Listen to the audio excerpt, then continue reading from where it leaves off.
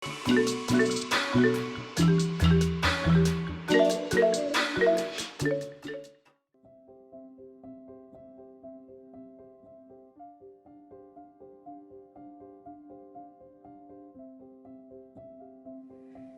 ingat merupakan kemampuan kita untuk mengingat sesuatu dalam jangka waktu tertentu. Sedangkan di sisi lain, 70% sesuatu yang kita dapatkan hari ini dapat terlupakan hanya dalam jangka waktu 24 jam jika kita tidak melakukan upaya-upaya atau metode khusus untuk mengingatnya. Beberapa orang mengira bahwa daya ingat adalah sesuatu yang bersifat genetik, dan hal tersebut tidak tepat. Orang-orang yang memiliki daya ingat yang kuat telah membuktikan bahwa daya ingat yang kuat hanya bisa didapatkan ketika seseorang tersebut telah melakukan metode untuk membuat mereka memiliki daya ingat yang kuat. Dengan video ini, kita akan menjelaskan bagaimana cara kita untuk mengimprove daya ingat kita agar kita dapat lebih mudah mengingat sesuatu dalam jangka waktu yang lama. Saya akan menjelaskan tentang brain gym atau senam otak. Brain gym adalah latihan untuk membantu otak untuk berfungsi lebih baik, yaitu dengan cara menjalani PACE, P-A-C-E, yaitu 4 gerakan yang digabungkan untuk memaksimalkan kerja otak. PACE ini merupakan singkatan dari P, positif, A, aktif, C, clear, dan E, energetic. Cara melakukan brain gym yang pertama adalah harus dimulai dari E, yaitu energetic, dengan cara meminum air mineral terlebih dahulu. Kemudian, lanjut dengan clear, yaitu dengan cara melakukan pijatan saklar otak. Pijatan ini dilakukan dengan cara memijat saklar otak yang terdapat di tulang selangkah kiri dan kanan tulang dada. Lalu, lanjut dengan aktif, dengan cara melakukan gerakan silang. Gerakan ini dilakukan dengan menyentuh siku ke lutut yang berlawanan. Lalu lanjut dengan positif, yaitu dengan cara kait silang atau hooks up. Kait silang dilakukan dengan cara menaruh kaki kiri di atas kaki kanan. Tangan kiri disilangkan di atas tangan kanan, lalu putar dan tarik tangan ke depan dada. Metode brain gym ini sangat efektif dalam meningkatkan konsentrasi belajar pada anak loh. Nah, jadi cara untuk meningkatkan daya ingatan selanjutnya adalah dengan cara membuat asosiasi. Apa sih membuat asosiasi itu? Nah, anggap saja bahwa daya ingat otak kita adalah sebuah perpustakaan yang menyimpan berbagai macam hingga ribuan judul buku. Nah, jika buku-buku tersebut kita simpan secara tidak teratur dan sembarangan, maka akan sulit bagi otak kita untuk mengingatnya. Sebaliknya, jika kita simpan buku-buku tersebut secara sistematis dan terorganisir, maka akan lebih mudah bagi otak kita untuk mengingatnya. Nah, bagaimana sih caranya? Jadi, kita harus menyusun kata-kata yang ingin kita ingat dengan cara mengelompokkan kata-kata tersebut berdasarkan hubungan dan relasi yang sama antar satu kata dengan kata yang lain. Yaitu menyimpan daya ingat dengan tidur. Tahukah kalian saat kita tidur sebenarnya kita telah menyimpan dan mengarsipkan hal-hal yang telah kita pelajari sebelumnya.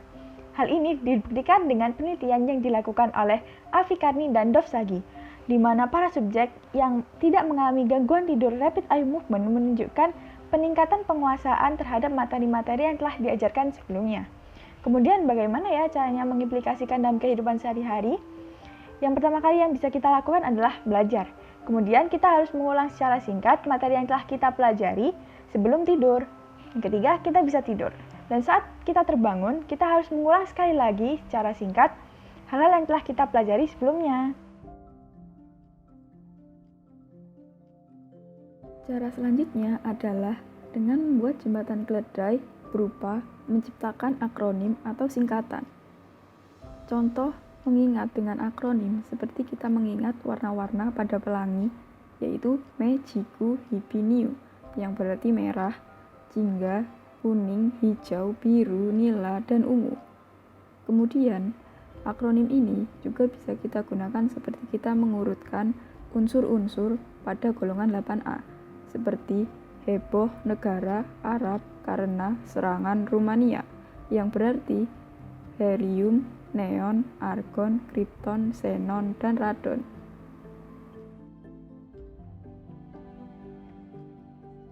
Hal selanjutnya yang dapat kita lakukan untuk mengimprove daya ingat atau memori kita adalah dengan mengambil jeda pada setiap kegiatan yang ditujukan untuk meningkatkan daya ingat kita.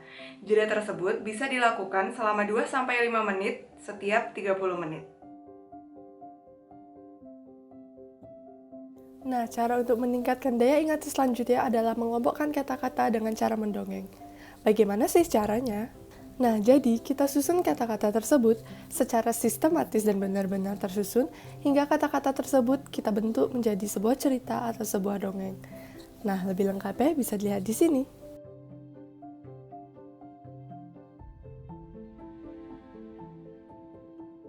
Seperti itu. Kelima yaitu mengingat hal yang tak lazim. Sadarkah kalian bahwa kita sebenarnya lebih mudah mengingat hal-hal yang ganjil daripada hal-hal yang normal, seperti hal-hal yang lucu, hal-hal yang menakjubkan, maupun hal-hal yang aneh. Nah, kita bisa memanfaatkannya nih untuk membantu kita dalam proses mengingat, yaitu dengan mengaitkan hal-hal yang ingin kita ingat dengan hal-hal yang ganjil tersebut. Cara berikutnya adalah dengan pembuatan kilatan daya ingat. Cara yang dimaksud adalah yang pertama, kita bisa meringkas terlebih dahulu materi yang akan kita pelajari. Yang kedua, setelah kita meringkas, kita bisa mempelajarinya selama 1 hingga 2 menit. Setelah kita mempelajarinya, kita bisa menyingkirkan terlebih dahulu ringkasan yang sudah kita buat tadi, lalu kita mengambil kertas lain untuk meringkas kembali apa yang sudah kita pelajari sesuai yang kita ingat. Kemudian, setelah kita membuat ringkasan yang kedua, kita bandingkan dengan ringkasan yang pertama. Apakah ada yang terlewat atau sudah lengkap semua?